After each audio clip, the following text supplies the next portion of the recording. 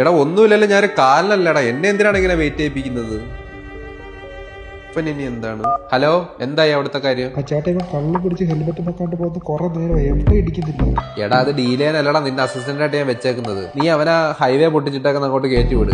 ഇവിടെ ഒരുത്തൻ ഇപ്പം ചാകും പറഞ്ഞാൽ പറ്റിച്ചോണ്ടിരിക്കുക. ഇവന്മാർക്ക് ഇങ്ങനെ കടന്നാൽ മതി, നമ്മ ടെൻഷൻ ഒന്നും ഇവന്മാർക്ക് അറിയത്തില്ല. മന്ത്ലി ടാർഗറ്റ് മീറ്റ് ചെയ്യണ്ടേ?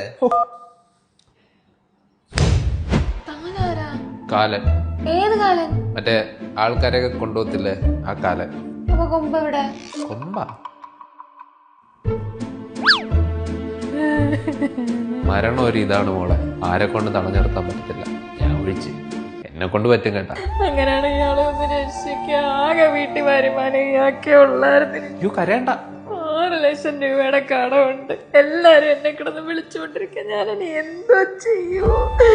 ഈ വീടങ്ങ് വിറ്റാ പോലെ, ഇത്ര വലിയ വീടില്ലേ? പോടോ, നിന്ന് ഉപദേശിക്കാതെ എനിക്കെല്ലാം ചെയ്യാൻ പറ്റുമെങ്കിൽ ചെയ്യൂ. ആ ശരി.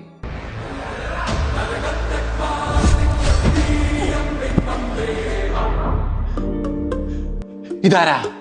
അഭിഹിതം. അഭിഹിതല്ലേടോ? അഭിഹിതമാ?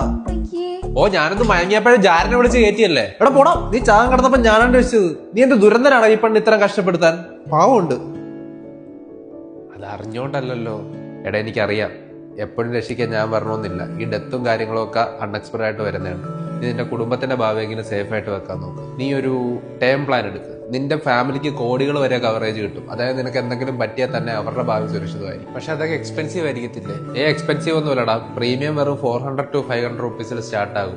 ചെറിയ എമൗണ്ടിൽ വലിയ സേഫ്റ്റി. പിന്നെ എനിക്കൊരു ഇൻസ്റ്റാഗ്രാം അക്കൗണ്ട് ഉണ്ട്. അതിന്റെ ലിങ്ക് ഇൻ ബയോയിൽ കയറിയിട്ട് ട്രസ്റ്റഡ് ഇൻഷുറൻസിനെ കമ്പയർ ചെയ്തിട്ട് ബെസ്റ്റ് പ്ലാൻ നിങ്ങൾക്ക് ചൂസ് ചെയ്തെടുക്കാം. പിന്നെ ഓൺലൈനിൽ എടുത്താൽ 15% ഡിസ്കൗണ്ടും കിട്ടും. അപ്പം വേഗം ആകട്ടെ. പൊട്ടറാ. അതെ, ശരിക്കും താൻ ആരാ?